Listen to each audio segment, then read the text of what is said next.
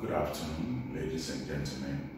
I'm here to make a presentation on best policies towards transformation into organic agriculture, more specifically looking at public procurement in organic agriculture. My name is Adimado.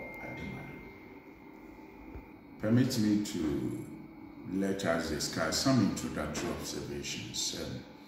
Global development efforts have gone through a period of unprecedented reforms and struggles. You agree with me that from the 1930s to 60s, merely about a decade ago, we have been struggling with ideologies, and at the center of the developmental effort were mainly between capitalism, socialism or communism, and the non-aligned movement. The movement basically were the weaker ones with weaker institutions that could have served as a fulcrum of the struggle. And with all these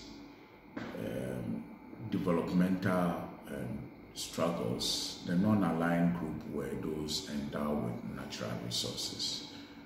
With that, we had a paradigm shift. The paradigm shift was creation of blocks. So we had the United Nations, we had the European Union, we had the African Union, the Asian group, the Americas, and the Pacifics. Now, these blocks were able to fine-tune the struggle into a period where there was consensus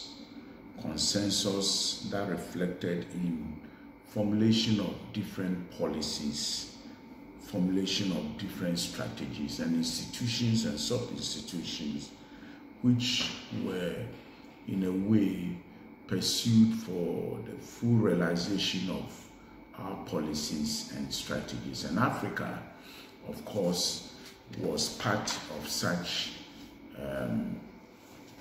development in terms of African Union, or now Organization of African Union, or now what we call the African Union. With the inception of African Union, of course, we were able to go through a lot of reforms until 2003. There was aggressive concern, aggressive approach towards agriculture, where we had a policy as a bloc, as a continental bloc, and was termed as a comprehensive Africa Agriculture Development Program, as a comprehensive Africa Agriculture Development Program, in short, CAADP. Permit me to now digest what CAADP was all about, which in a way generated the linkage that we now have in organic agriculture development, which is basically the general objective of agriculture in Ghana. When you look at the CAADP document, which was developed in 2003, it was a flagship strategy and policy to galvanize well-being of Africa, where Africa would look at 2/3 of its population being mainly into agriculture activity.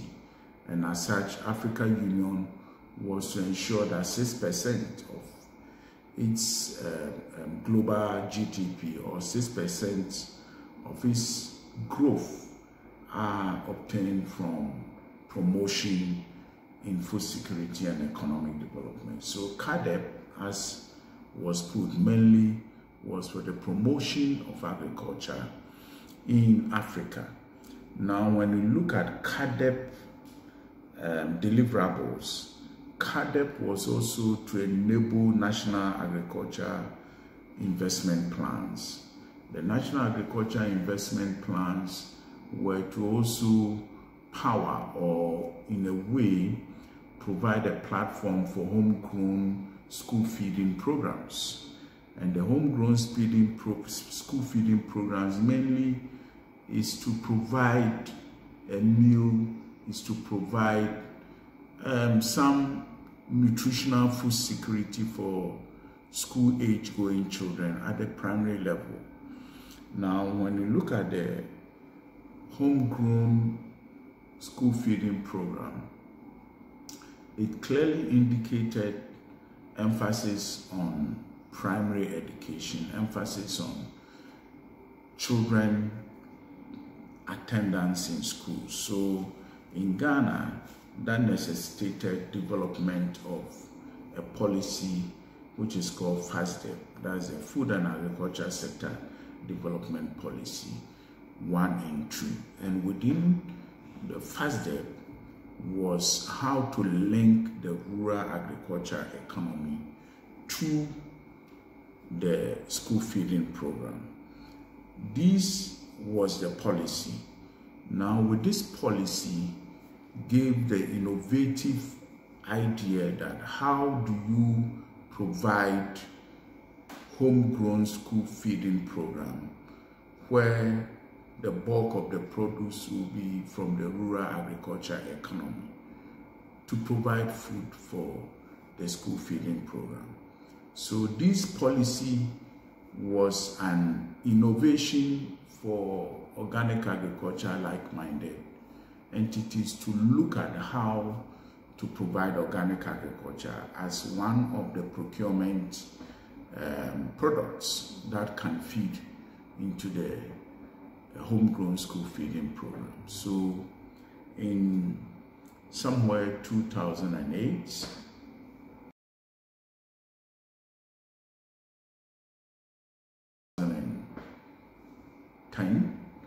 Organic School Garden Project was designed, and the Organic School Garden Project design was among key organic stakeholders. That's Agroeco Louisburg,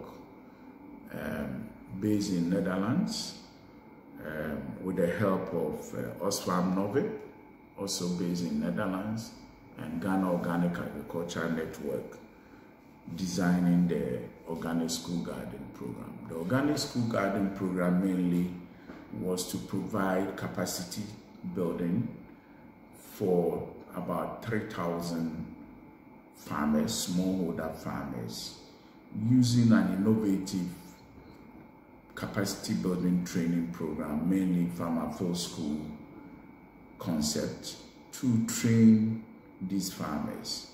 Now, the organic school feeding program was also to provide the schools 1 acre plots where the primary schools will be able to attend for what we call gardening purposes. So the 1 acre school plots would be used to train over 3,000 smallholder farmers.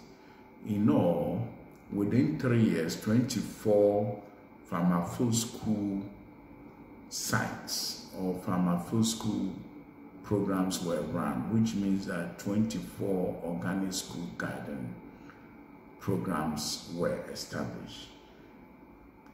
Significant among these interventions were the production of organic vegetables for the school children.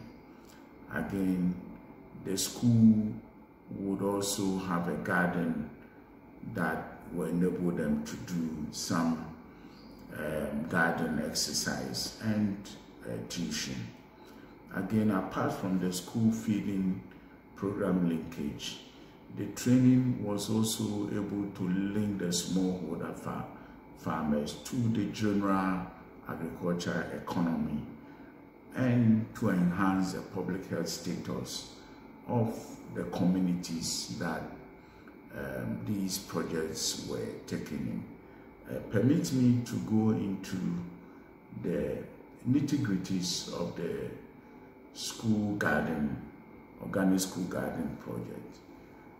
With the organic school garden project, 75% of the participants were women.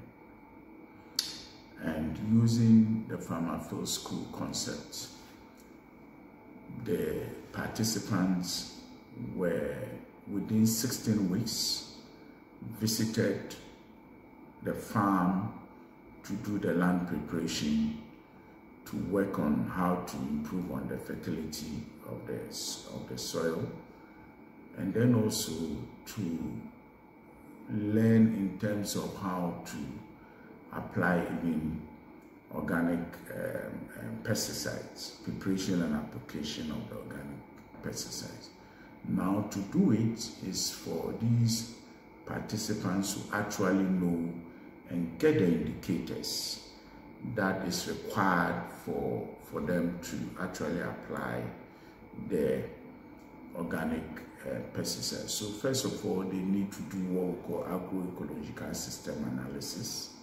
The agroecological system analysis enable them to, as it were, analyze all the pesticides, disease incidents on the soil, on the plant, to analyze and then observe other defects that are associated with the plants. This is later discussed during a discussion session on the field, so that all participants would have understanding in terms of what is required and what is needed. Now, when it is agreed that they need to apply biopesticides, these actors are then sent through the preparation of preparing biopesticides using on-farm materials like pawpaw leaves, neem leaves, measure it, prepare it, and then get it prepared and use it for application on the field. As I indicated, in terms of soil fertility, they are also taken through the process of composting using on-farm materials to prepare compost that is utilized to ensure the soil fertility improvement on the organic school garden. So all these are done in cognizance or in respect of organic agriculture principles and practices. So in a nutshell, you realize that the training, the capacity building for the smallholder farmers, the visit by the school kids to the organic plots, and then in some periods we have the partners or open days where interested parties, interested